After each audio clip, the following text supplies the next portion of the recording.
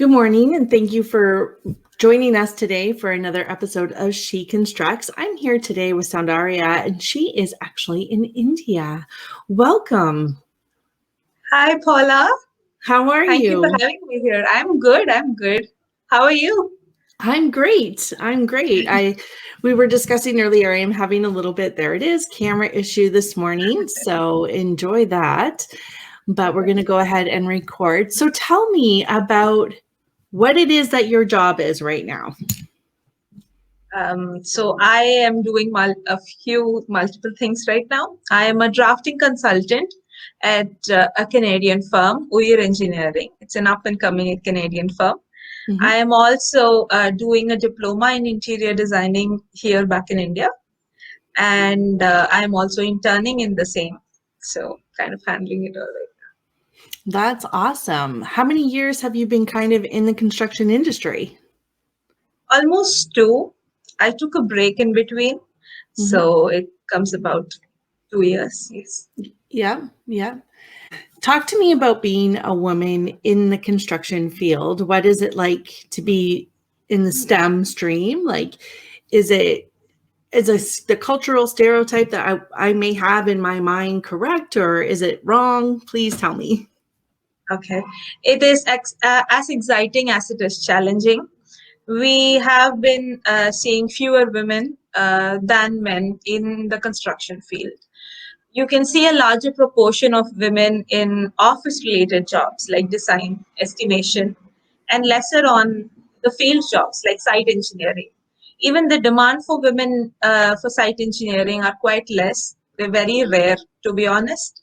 But for design, estimation, procurement, and every other office jobs, they're on par with men almost. And even field work, it's kind of changing now with a rise in freelancing. So I have come across many women architects who execute their projects on field. They handle and manage construction through and through, from the design to the execution and handing over. And so, yeah, I find it, I can see it changing. Yeah. That's awesome. That's awesome. What took you to construction? Like, what brought you to where you are? It's actually when I after completing my school after completing my schooling, the choice, that's a social cultural norm here that every kid has two choices, engineering or medicine. And I didn't want medicine, so I chose engineering without even knowing much about it. But then when I explored engineering, I came across civil engineering and I found it very interesting. I was intrigued by it. I wanted to know what went behind constructing a building, what went behind constructing bridges. And it was very interesting for me. And I was told that it was a male dominated industry, and that was exciting for me. I wanted to give it a try. And yeah, that was more fascinating, the fact that buildings are being constructed and I didn't actually think about them before. And now when I knew that I could learn about it, I just wanted to learn and know more about it. Yeah. So many of us just kind of wander past those buildings and we never really think about like the Exactly. awesomeness behind what actually Yeah. puts that all together, right? Yeah. So you said that you were excited to enter a field that was male dominated. Is that because you wanted to kind of blaze the trail for other women? You wanted to kind of break some barriers, prove people Yeah. wrong? All of it. Just to do something that's apart from the norm, just to have something interesting going on. That was inspiring. What is your typical workday like for you? Like, what kind of things is it that you're working on right now? Right now, mornings would go in my classes, my diploma classes. My afternoons would go in my internship. We would be designing interior spaces. And evenings would go for Uyir Engineering, where we'll be. So here I'm learning more about electrical designing, architectural too, and so yeah, drafting in the evening. A whole mixed Yeah, bag of working out. tricks. Yeah, working out the Canadian timings and having Right. live sessions and stuff. And what is it like for you to work for a Canadian firm while you're living in India? Is it really common? Is it struggle? Is it It's weird? the technology has made it very easier, to be honest, because everything that we do, we are able to do it only because we have all these platforms. We can just launch a Zoom meeting whenever we need to troubleshoot something. We can have Google Meets and WhatsApp calls, and there are so many ways we could communicate right now. That Mhm. is, and everybody is working from home anyway. So apart from the timing of it, like, yeah, I would probably start from the evenings. Apart from that, there's not much of staff difference, so Mhm. it's going good.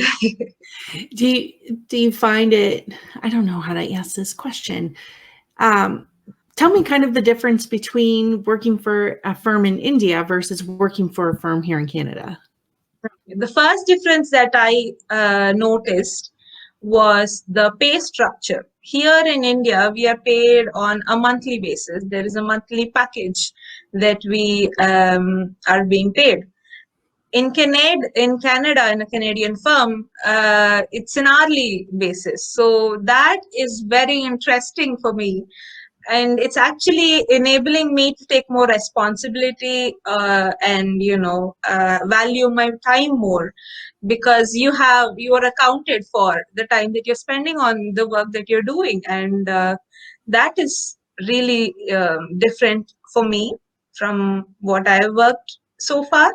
And it's quite interesting. I'm learning, and this is more exciting, having that accountability for your time. And yeah, that's one Okay. major difference. So it's kind of like for a firm in India, here's what we're going to pay you for the month, get this done. Whereas Yeah, here it's like, I'm paying you by the hour, so get the job done. get this How done. many hours have you? Okay, that's uh, I don't know how I would like. That's a different kind of concept, I guess, for me, right? And it's just because I am so used to being held accountable for all the hours that I work. So, yeah, interesting, interesting. Tell me about one of your favorite workplaces or favorite memories in working in construction. My favorite memory. There are one of my closest memory that I have that happened recently was my first client meeting. I sat with my clients and had, got their opinions about designing their house and how they wanted it, and collaborating with them, asking for their opinions and suggesting my opinions, and then doing the design and giving it to them finally and seeing them. That is very special to me right now. Yeah, my first client meeting. What is one of your most uncomfortable or your not favorite memory or situation that you were maybe in? In the construction firm that I was in before, Mm-hmm. I have there have been instances of verbal sexual abuse, sexual Oh, harassment. Yeah, I haven't experienced anything personally, but I have had my close colleagues who have been through it, and I've heard them. And not everybody, like, not every person does it, but there are mhm. one or two who you have to come across. Yeah, so that's a low point. Yeah, that is a stinky low point for sure. That's hard. Um, can you tell me about a mentor that you've had, that someone that you've looked up to, someone that has helped you a lot during your course of your career? In the same construction firm that I told you about, there is there is a head of the estimation and billing department. His name is Mr. Rajni Kumar, and he has not mentored me directly because I was a project coordinator. So I would just be in communication across all departments. So he and that's when I got to communicate with him. I wasn't in under him, but his way of leadership has inspired me all along.